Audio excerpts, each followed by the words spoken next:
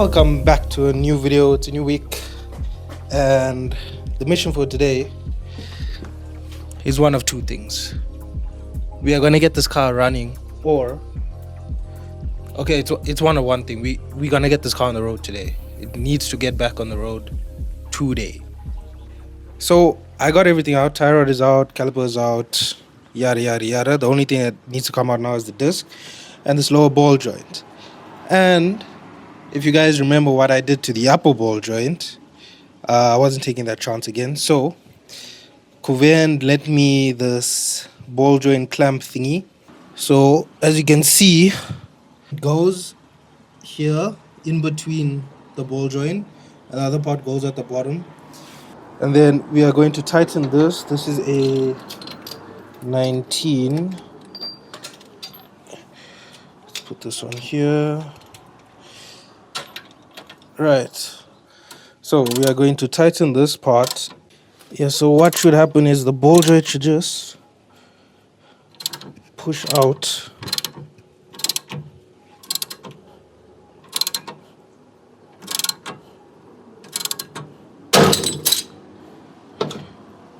Okay, so we managed to get the stub axle out. And here is our culprit, this guy here. So, got a new one from Prodigy H. Here's the new wheel bearing. This was $650 from Prodigy H Centurion. Yeah, so now I'm gonna take this somewhere. I'm gonna check if I can go to Patrick's service center so they can press this out for me, press the new one in, and then hopefully that solves our issue.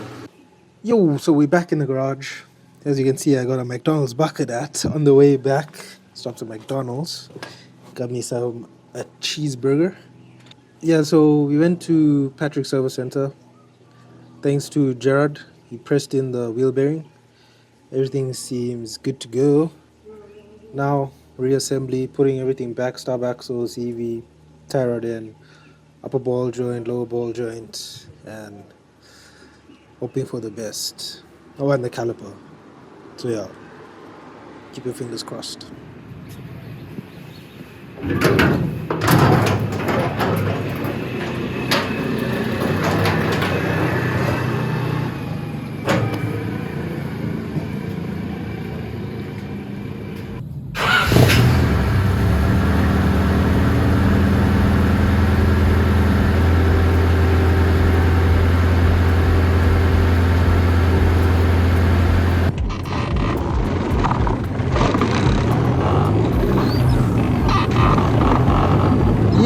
So as you can see, we got the car back on the road.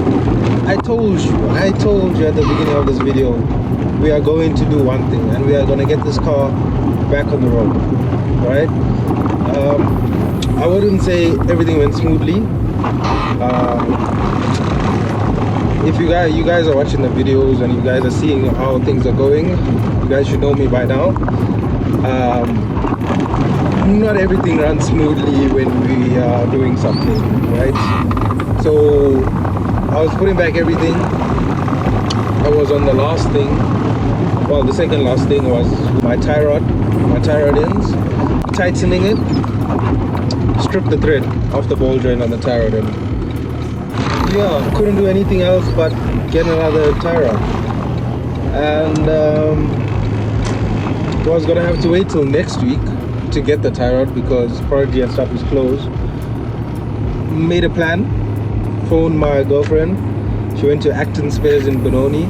She managed to get me tie rod ends. Not a very good brand, but it's okay, the car is driving. I can get a better brand down the line, right? She came same day, she got it, she came same day in the traffic. Thank you. Yeah, I put everything back, tightened everything. We are driving the car. I'm gonna take a slow drive now. We're going to Mo's place. I'm gonna do the other side tie rod in there, the left hand side, then take it for alignment, and hopefully everything goes well there. Yeah, and I'll see you guys there. We're at Mo's place. You can see the Lexus is right there. My mic, something's wrong with my mic, man. I don't know why it's not connecting, so if the sound is a bit weird, sorry about that. But yeah, I'm here at Mo. I got the car jacked up. Car's on the stand. Everything's out. Someone is replacing this. This is my tie rod end. I just need to take out this clippy, undo this nut, undo this. So a tip is to either, because this affects your alignment obviously when you change it, because this is your steering rack going that way. Two tips I would say is either mark where it is before you loosen, or if you just break the nut and then turn it one thread, then take this out so your alignment doesn't go like completely off. So I did the other side yesterday because I broke the thread, so I had to replace it. So I'm gonna do this side so I know both is done, and then I'll take it for alignment one time, because the alignment is a bit off because of that side. But I said let me change this one before I take it for alignment. So yeah, I'm gonna get to that. So because I don't have a either a 21 or 22 spanner for the back of this tie rod, I'm using a shifting spanner. I did the same thing for the other side. Okay, so I just want to show you guys, I did break the nut, so this was it locked. I'm gonna turn it about there, so that's about a half a turn. I'm gonna leave it there. Then I took out the clip from here. I just need to loosen this. I do have Kuven's clamp, ball joint clamp puller thingy. That'll take out this. So leave your nut on. I know I showed you guys this before. I'm just gonna show you guys again. Leave your nut on. This little part here goes in between the ball joint. Push this on. What I'm gonna do is tighten this side.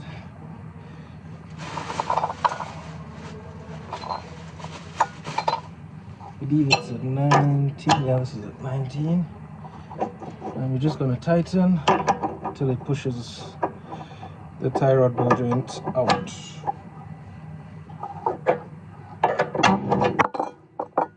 And just like that, she's out. Now you can just take out the crown nuts, and boom, boom shakalaka. Now because I've already loosened there, all you're gonna do is take this out. Now that's out. Take the new one.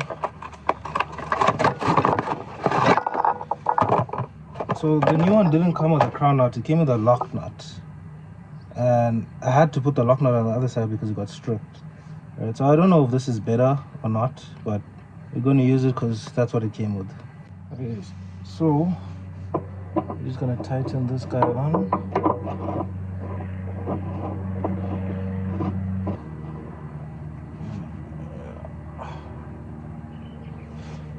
So I'm not going to lock this yet, I just tightened it so I keep it in place. And you can already see the length here. So now that that's in, we can screw this guy in. 17. If you guys have a ratchet, it makes life so easier, so much more easier.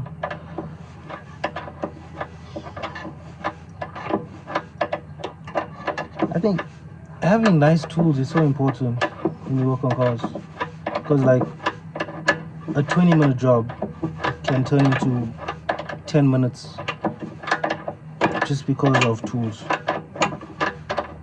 Okay, so that's tight. There's the shifting, you take the shifting, and then we're gonna tighten this guy again. This guy should be tight, and that's about it. Now put on the wheel, jack it down, take it for alignment. Gucci gang. If you guys don't have a trolley jack, invest in one.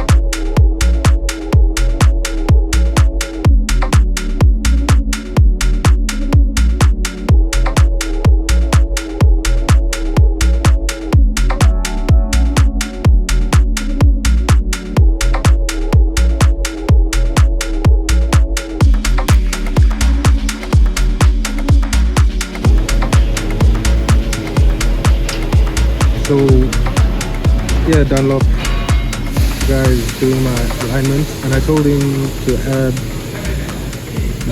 Yeah, bro. Can you show me what adjustment will came with this one?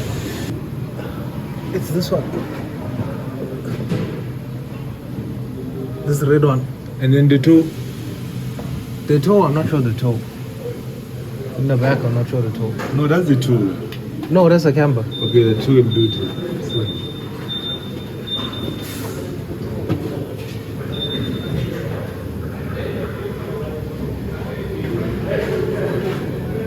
Yeah, so we're just doing a camber. Just doing alignment. I told him to put -1 because previously, before the car got on the road and stuff, he put the camber on 0 in the rear. Now I know that's better for drag racing, but I like taking my bends, and after putting it on 0, I noticed the back wanted to slide out, and I did kind of power slide one day. So yeah, I'm adding. So I tried googling the specs, and the specs I found for track was -1.75 is a good average to have for track racing in the back. So I'm doing -1, and I think that should be decent. Hopefully everything goes okay. So I'm back at Mo's place. Just got you now. Steering in terms of stability feels better, but somehow the guy at that Dunlop center made my steering more skewed than it was after I did the tie rods, which doesn't make sense. Also, before all of this stories, I took it to a place to do my alignment in Mineral Value Center. Those guys took about an hour to do my alignment, and it was perfect. This guy took 15 minutes, and I feel like I wasted money there. So Dunlop tires, sharp alignment, I'm never going back there again.